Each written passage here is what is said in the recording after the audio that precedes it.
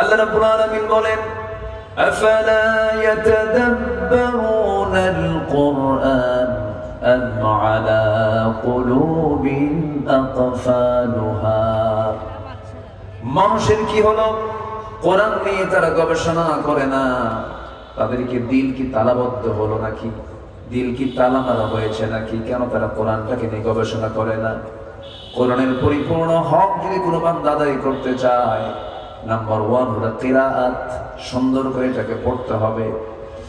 Number 2 হলো তিলাওয়াত, সুন্দর করে অর্থ বুঝে বুঝে কোরআনটা সুন্দর করে পড়তে হবে, আস্তে করে পড়তে হবে, ধীরে ধীরে পড়তে হবে। ওয়ারাতিলিল কুরআনা তারতিলা। প্রথম হলো কিরাআত, ইকরা বিসমি রাব্বিকাল্লাযী খালাক। নাম্বার 3 হলো দিরাসাত, অনুশীলন করতে হবে। নাম্বার 4 হলো তাদাব্বুর, গবেষণা করতে হবে।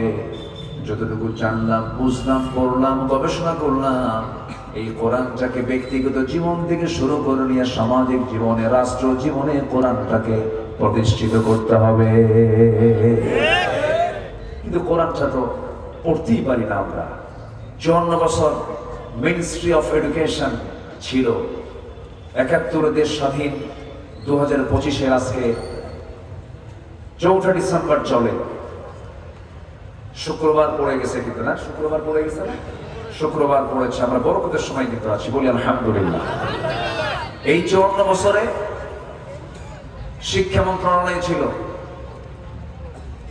এ পর্যন্ত বহু সংসদ অধিবেশন চলেছে, বহু আইন পাশ হয়েছে, বহু কিছু সংশোধনী হয়েছে, কিন্তু গোটা পৃথিবীর দ্বিতীয় বৃহত্তম মুসলিম জনপদ বাংলাদেশ, 20 কোটি মানুষের বসবাস যে সবুজ ভূখণ্ডে, 56,000 বর্গ মাইলের সোনার বাংলাদেশ, এটা যে দেশে এত মানুষের বসবাস, সেই দেশের 20 কোটি মানুষের 19.5 কোটি মানুষের কোরআন তেলাওয়াত সহি নাই।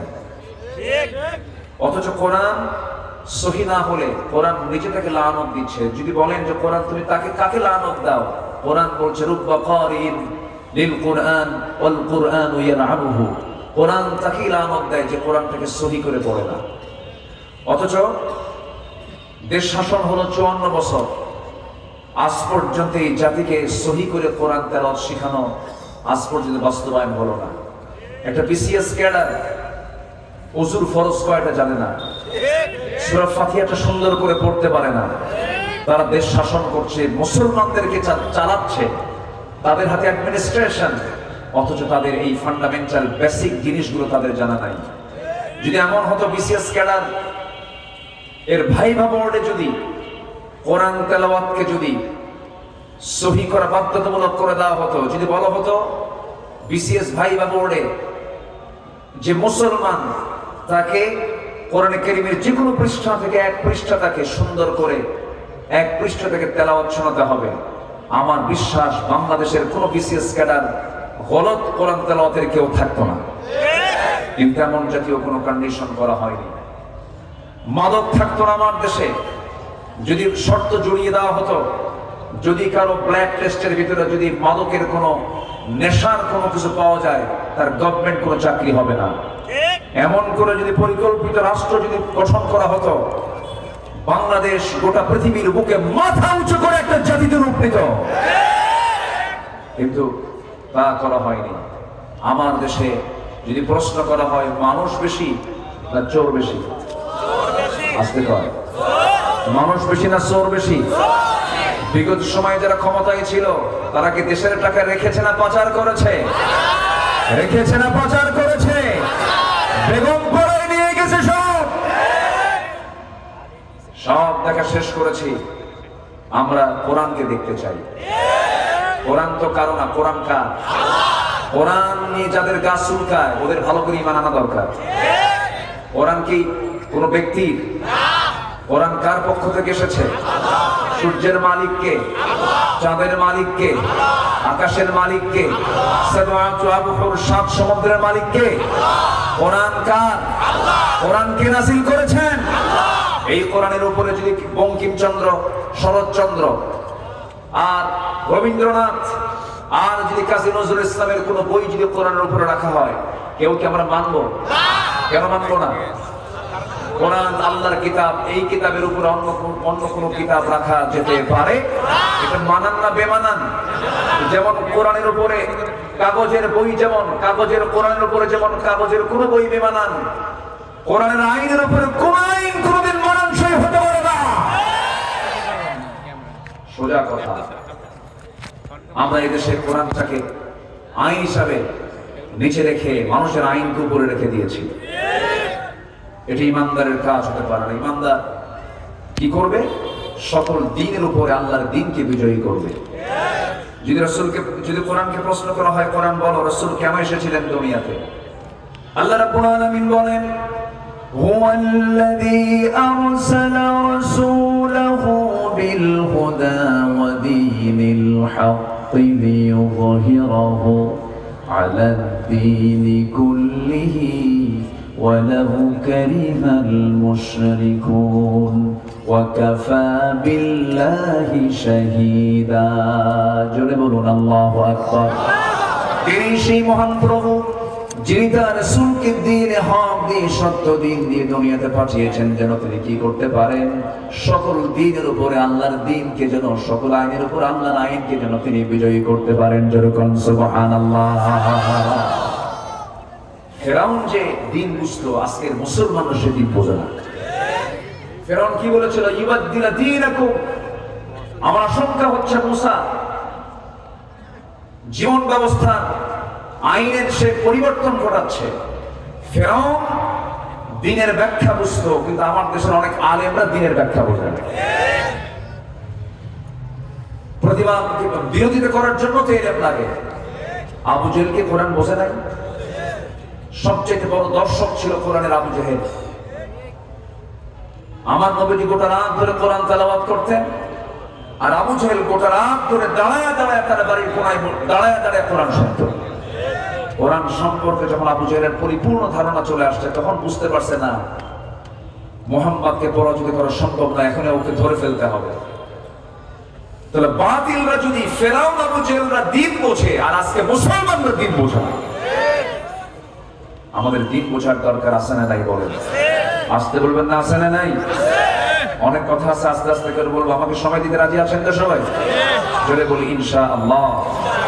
আমি এসেছি এমন একটা উপজেলায়, যে উপজেলায় কোনো প্রজা নাই, সব শাহজাদা।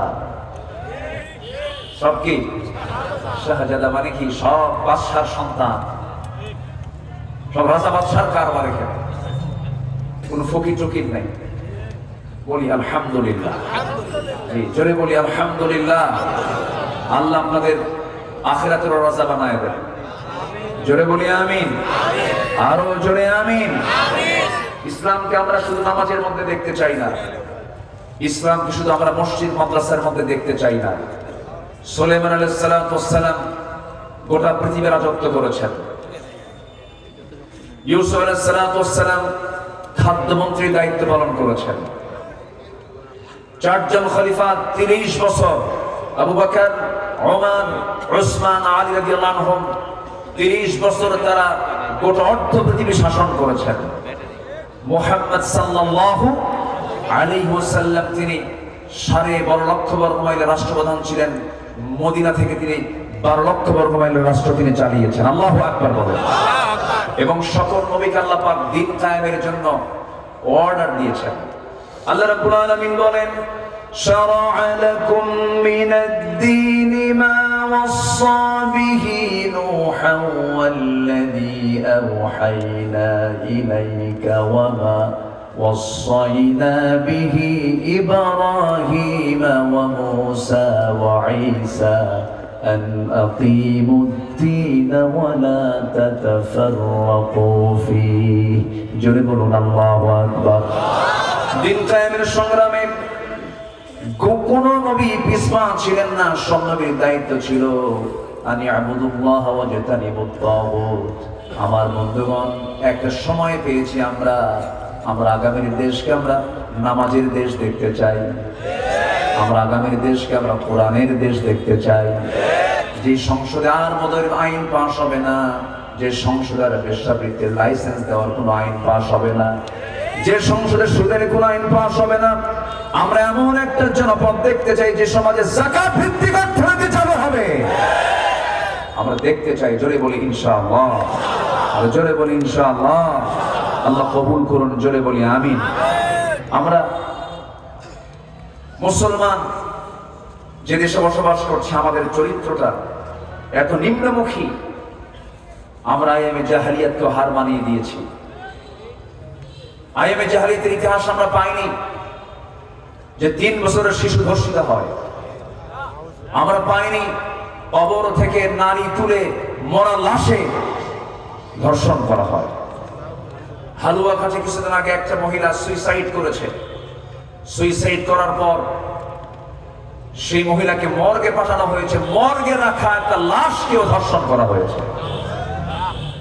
সাবেক একজন পার্লামেন্টের এমপি, যদিও সে অবৈধ, কারণ 8 থেকে নিয়ে 24 পর্যন্ত যত এমপি ছিল, আমি এদেরকে এমপি বলবো না, এরা অবৈধ সব ছিল, ঠিক কিনা?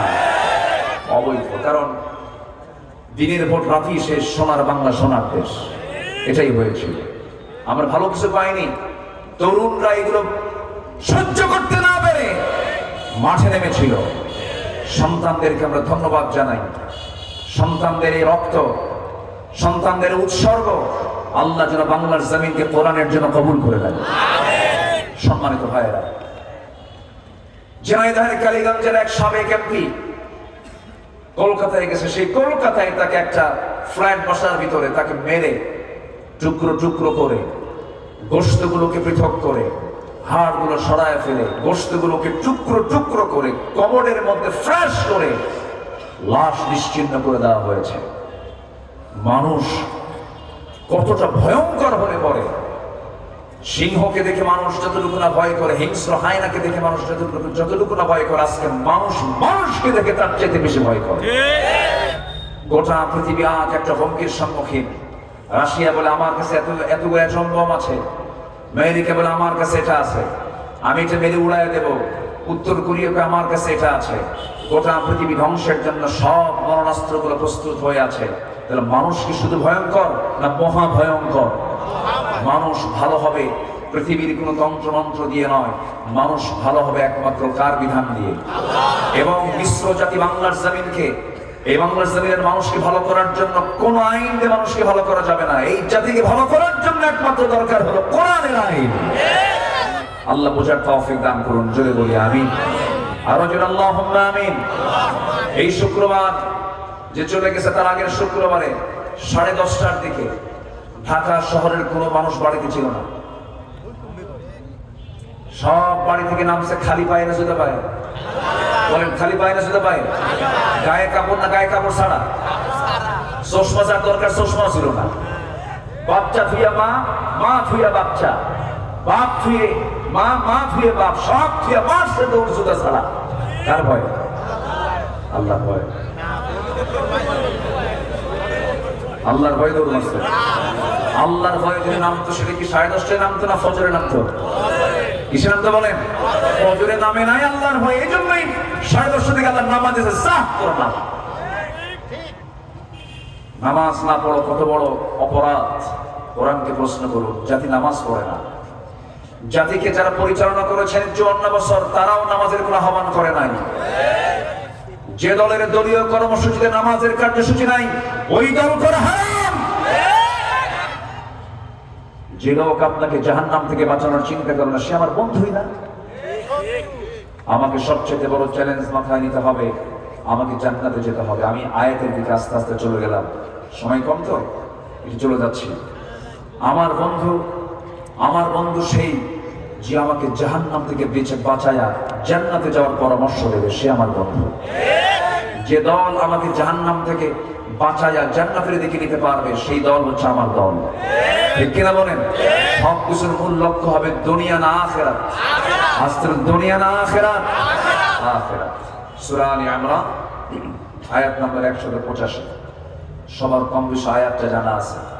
কুল্লু নাফসিন, কি মুখস্থ সব। আবার বলেন কুল্লু নাফসিন যায়িকাতুল মাউত। আয়াতটা কত ভয়ঙ্কর জানেন? কত ভয়ঙ্কর আয়াত। প্রত্যেকটা প্রাণীকে মৃত্যুর স্বাদ নিতে হবে। এই স্বাদ কি মানে মানে সুখের স্বাদ? এই স্বাদ কি সহজ? তাহলে আল্লাহ পাক কিন্তু স্বাদের কথাই বলেছেন, কুল্লু নাফসিন যায়িকাতুল মাউত, প্রত্যেকটা মানুষকে মৃত্যুর স্বাদ নিতে হবে। এরপরে আল্লাহ রাব্বুল আলামিন আবার বলছেন, তোমাদেরকে কিয়ামত দিবসে আমি তোমাদেরকে হাজির করব। এরপর আল্লাহ রাব্বুল আলামিন বলছেন, সফল কে হতে পারে, সফলতার শর্তগুলো কি? আজকে আমরা এই সাবজেক্টের উপরে কিছু কথা বলবো। সফল কে এবং সফলতা শর্তগুলো কি কি, সফল হব আমরা কি কি শর্ত পূরণ করলে আমরা সফল হতে পারি, এই বিষয়ে আজকে 9টি পয়েন্টে কিছু কথা আমি বলতে চাচ্ছি। আমাকে সময় দেবেন তো? ইনশাআল্লাহ। জোরে বলি ইনশাআল্লাহ। যদি সময় একটু বেশি লেগে যায়, যদি 12টা পার হয়ে যায়, তাও কোনো আপত্তি নেই তো?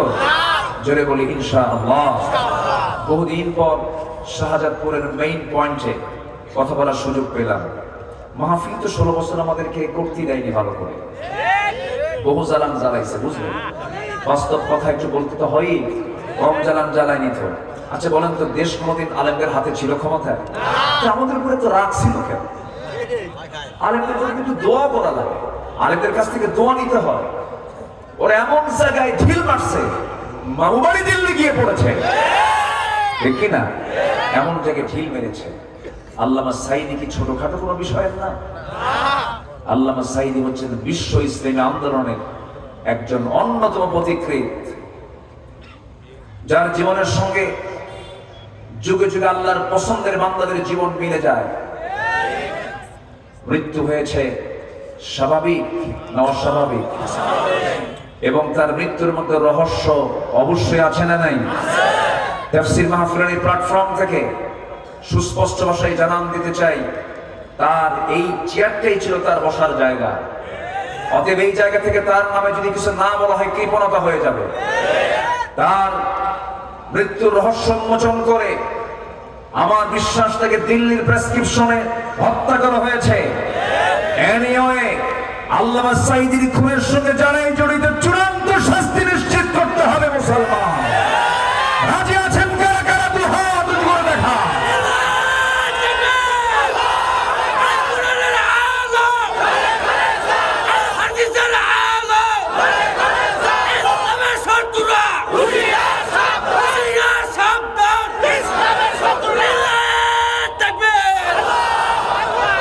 আল্লাহ কবুল করুন, জোরে বলে আমিন।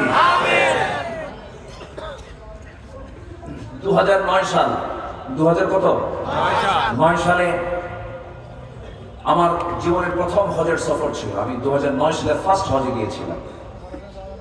তো 2009 সালের লাস্ট হজ ছিল হলো আল্লামা সাঈদী রাহিমাহুল্লাহ, লাস্ট হজ। উনি এরপরে আর হজ করতে পারেননি। পারবেন কেমন? ওনাকে তো অন্ধকার প্রকোষ্ঠে ঢুকানো হয়েছিল 10 সালের জুনে। ফেব্রুয়ারিতে তিনি পাবনার দারুল আমান ট্রাস্টের শেষ মাহফিল করে গেছেন পাবনাতে।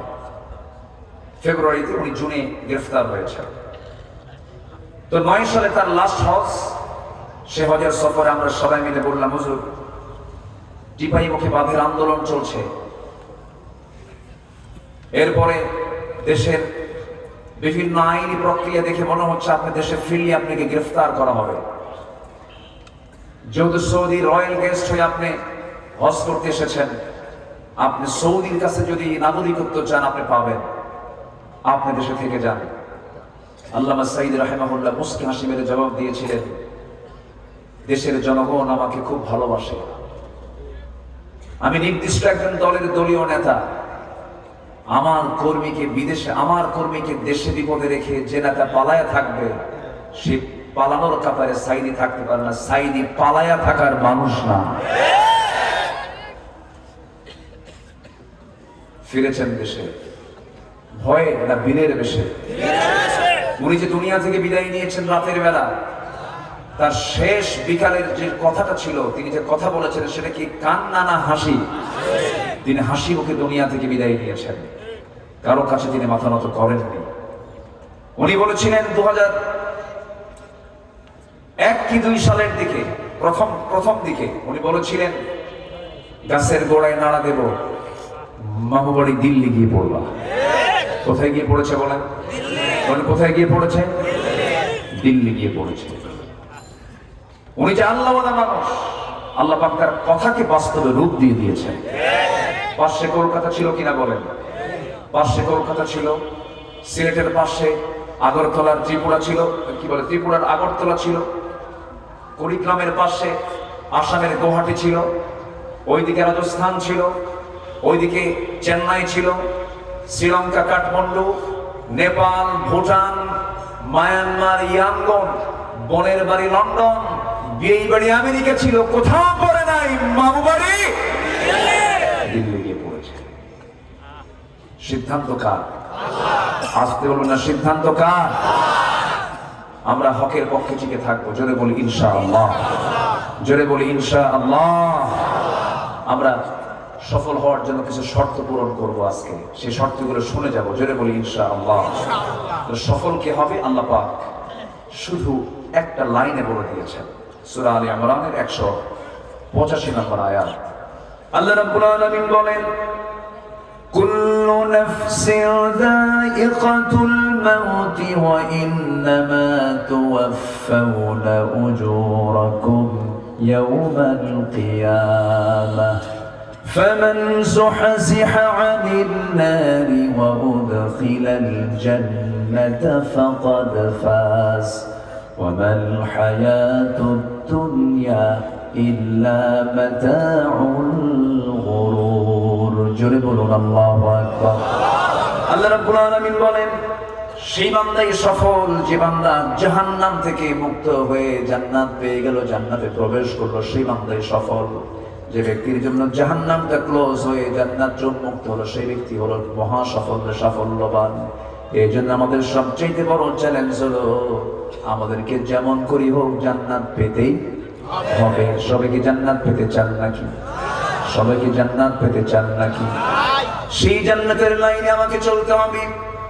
জান্নাত প্রাপ্তির জন্য আমার কিছু শর্ত পূরণ করতে হবে। 9টা শর্ত যদি কোনো বান্দা পূরণ করে, সেই বান্দা মহা সফল হয়ে যাবে। নাম্বার 1 হলো নেক আমল সহ ঈমান।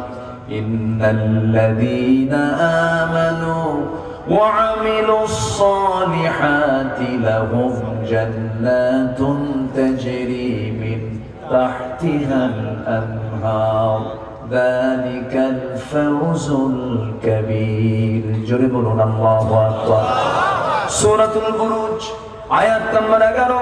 আল্লাহ রাব্বুল আলামিন বলেন, নিঃসন্দেহে যারা ঈমান আনবে এবং নেক আমল করবে তাদের জন্য এমন একটা জান্নাত আল্লাহ পাক নির্ধারণ রেখেছেন, যার নিজ দিয়ে নহর প্রবাহিত, প্রস্রবণ প্রবাহিত। ওই বান্দার জন্য, জান্নাতীদের জন্য 4টা প্রস্রবণ জান্নাতে থাকবে, 4টা নহর থাকবে। মধুর নহর, দুধের নহর, শরাবের নহর, পানির নহর। মোট কয়টা নহর হলো বলে? 4টা নহর, যা দুনিয়াতেও আছে।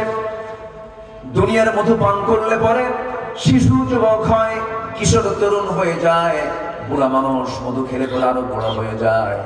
দুনিয়ার দুধ পান করলে পরে বুড়া আরো বুড়া হয়ে যায়। ছোট্ট বাচ্চা শিশু থেকে কিশোর হয়ে যায়, আবার সে একদিন বুড়া হয়ে যায়। কিন্তু দুনিয়ার এই সমস্ত খাবার খেলে পরে বুড়া হয়ে যাচ্ছে, কিন্তু জান্নাতের কোনো দুধ, জান্নাতের কোনো পানি, জান্নাতের কোনো শরাব, জান্নাতের কোনো মধু যদি কোনো বান্দা একবার একবার পান করে নেয়, আমৃত্যু সে কোনোদিন বুড়া হবে না। জোরে কোন সুবহানাল্লাহ। জান্নাতে বুড়া হওয়ার কোনো সুযোগ নাই, দাগ পড়ে যাওয়ার কোনো সুযোগ নাই, চোখে কম দেখার কোনো সুযোগ নাই, চামড়া কুঁচকে যাওয়ার কোনো সুযোগ নাই। শুধু নিয়ামত আর নিয়ামত। জান্নাতের ভিতরে কোনো ঘুম থাকবে না, আবার জাহান্নামের মধ্যেও কোনো ঘুম থাকবে না। সুম্মা লা ইয়ামুতু ফিহা ওয়া লা ইয়াহইয়া। জাহান্নামের মধ্যেও কোনো ঘুম থাকবে না, কারণ সে জায়গায় ঘুম হলে পরে, ঘুম মানে তো মরে যাওয়া, সে শাস্তিটা পাবে কেমনে? আবার জান্নাতের মধ্যে যদি জান্নাতি বান্দারা ঘুমায় পড়ে, তাহলে সে জনাব অধ্যাপক মিজানুর রহমান হাফিজাহুল্লাহ, উপস্থিত সম্মানিত মেহমানবৃন্দ, হাজরাত উলামায়ে কেরাম, ফদলায়ে ইজম, সুশীল সমাজ, জাতির শ্রেষ্ঠ সন্তান, শিক্ষক মণ্ডলী, জাতির বিবেক, সাংবাদিক বৃন্দ, প্রশাসনের দায়িত্ব নিয়োজিত কর্মকর্তা বৃন্দ, মিডিয়ার কর্মী ভাইরা, সামনে উপস্থিত দূরে কাছের বিভিন্ন স্থান থেকে ছুটে আসা কালেমার ঝান্ডাবাহী, তাওহীদের পতাকাবাহী, দ্বীন ইসলামের নরশারদুল বীর মুজাহিদ, প্রাণ প্রিয় সম্মানিত দ্বীনী ভাইরা, আড়ালে বসে আছেন শ্রদ্ধেয়া সম্মানিতা মা বোনেরা। আলোচনার সূচনায় আনুষ্ঠানিকতার মধ্য দিয়ে আমার পক্ষ থেকে আবারও দিল খোলা সালাম, আসসালামু আলাইকুম ওয়া রাহমাতুল্লাহি তাআলা ওয়া বারাকাতুহু। সবাই কেমন আছেন? আলহামদুলিল্লাহ। আপনি কেমন আছেন? কেমন আছেন? আমাকেও প্রশ্ন করে ফেলেছেন। আল্লাহ তাআলা আমাকে আপনার মতোই, আপনার সাথেই, আপনার সামনেই বসে রেখেছেন। বলি আলহামদুলিল্লাহ। মহান রব্বুল আলামিনের শুকরিয়া, যে মহান আল্লাহ সুবহানাহু ওয়া তাআলা অসংখ্য লোকের মাঝ থেকে আমাকে আপনাকে বাছাই করে এমন সুন্দর সময়ে, সুন্দর মুহূর্তে, সুন্দর একটি বরকতের জায়গায়, বরকতে ঘেরা এমন একটি জায়গায় যিনি আমাকে আপনাকে বসার আসার তৌফিক দিয়েছেন, সেই মহান রব্বুল ইজ্জত ওয়াল জালালের দরবারে আমরা শুকরিয়া আদায় করছি। মুহাব্বাতান জোরালো কণ্ঠে বলে উঠছি আলহামদুলিল্লাহ। চিৎকার মেরে বলছি আলহামদুলিল্লাহ। সবাই বলি আল্লাহুম্মা আইন্নি আলা যিকরিকা ওয়া শুকরিকা ওয়া হুসনি ইবাদাতিকা। সবাই বলি আল্লাহুম্মা লাকা আসলামতু ওয়া বিকা আমানতু ওয়া আলাইকা তাওয়াক্কালতু ওয়া ইলাইকা আনাবতু ওয়া বিকা খাসামতু। আমরা আল্লাহ তাআলার শুকর আদায় করে নিলাম। সম্মানিত হাজিরিন, আমার পূর্বে আমার হেলালি ভাই সুরের মূর্ছনা দিয়ে অনেক সুন্দর সুন্দর কথা তিনি উপস্থাপন করেছেন। আমি শেষ ক্লাসে বসেছি কিছু কথা বলার জন্য। আমাকে শেষ অবধি, শেষ তক, শেষ পর্যন্ত সময় দেওয়া যাবে কি? ইনশাআল্লাহ। সবাই কি থাকতে প্রস্তুত আছেন? ইনশাআল্লাহ। আজকের মাহফিলটা মূলত কিন্তু কবরবাসীদের জন্য দোয়া। এটাও একটা কাজ আমাদের সামনে কিন্তু পড়ে আছে। যিনি অন্যের জন্য দোয়া করবেন, সেটা তার জন্য দোয়া হয়ে যাবে। সুবহানাল্লাহ। এই জন্য আমরা আজকে কবরবাসীর জন্য শেষে দোয়া করব। মাহফিলের পরিপূর্ণ হক আদায় হবে। সবাই থাকতে রাজি আছেন তো ইনশাআল্লাহ? জি। মাহফিলে বসার জায়গা হচ্ছে না, আশেপাশে অনেকে দাঁড়িয়ে আছেন, দূর থেকে তো সেইভাবে দেখা যায় না। অনেকে ঝুলে আছেন, দাঁড়িয়ে আছেন, মাথা উঁচু করে আছেন। যার যে কষ্ট, আল্লাহ তাআলা সবার কষ্টকে আল্লাহ পাক নাজাতের কারণ বানিয়ে দেন। জোরে বলি আল্লাহুম্মা আমিন। সম্মানিত হাজিরিন, আসুন আমরা সোজা আলোচনার দিকে চলে যাচ্ছি।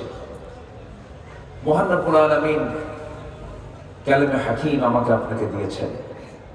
কোরআন মাজিদ তিনি যদি আমাকে না দিতেন, আমি আল্লাহকে চিনতাম না, রসুলকে বুঝতাম না, আখিরাত বুঝতাম না, জান্নাতের দরজা, জাহান্নামের দরজা, এগুলো আমাদের বোধগম্য হতো না। তাহলে আল্লাহর পক্ষ থেকে যত নিয়ামত আল্লাহ পাক আমাকে আপনাকে দিয়েছেন, এর মধ্যে সবচেয়ে শ্রেষ্ঠ নিয়ামত হলো তিনি আমাকে কোরআন দিয়ে ধন্য করেছেন। জোরে বলি সুবহানাল্লাহ। এই মাহফিলের সুবাদে পৃথিবীর বিভিন্ন দেশে আল্লাহ পাক আমাকে যাওয়ার তৌফিক দিয়েছেন। যত সফর করেছি, যত চোখে আমার প্রাকৃতিক এই সৌন্দর্য চোখে পড়েছে, যত সৃষ্টি মাখলুক আমি দেখেছি, আকাশ, আকাশের মেঘ, এরপরে সমুদ্র, বনাঞ্চল, পাহাড়, নদী, চোখে যা যা পড়েছে, পৃথিবীতে যা দেখেছি, যতটুকু আশ্চর্য হয়েছি, আমার এই ভাঙ্গাচোরা স্টাডিতে আমার কাছে কোরআন মনে হয় শুধু আশ্চর্য নয়, অত্যাশ্চর্য একটি কিতাবের নাম। জোরে বলি সুবহানাল্লাহ। আল্লাহ যেন সব কিছু এর মধ্যে জমা করে দিয়েছেন। আপনি পৃথিবীর সব সৃষ্টি দেখে আপনি অবাক হবেন আর আশ্চর্য হবেন। আর কোরআন যদি ভালো করে আমরা বুঝতে পারি, আমরা শুধু আশ্চর্য নয়, মহাশ্চর্য হব, অত্যাশ্চর্য হয়ে যাব। কিন্তু দুঃখজনক হলেও সত্য, মুসলমান কোরআন স্টাডি করবে কখন? কোরআন তো পড়তেই পারে না। কোরআনটা বোঝি না, জানি না, জানার চেষ্টাও করে না। আল্লাহ পাক এক জায়গায় একটু ধাক্কা মেরে বলেছেন, কি বলেছেন?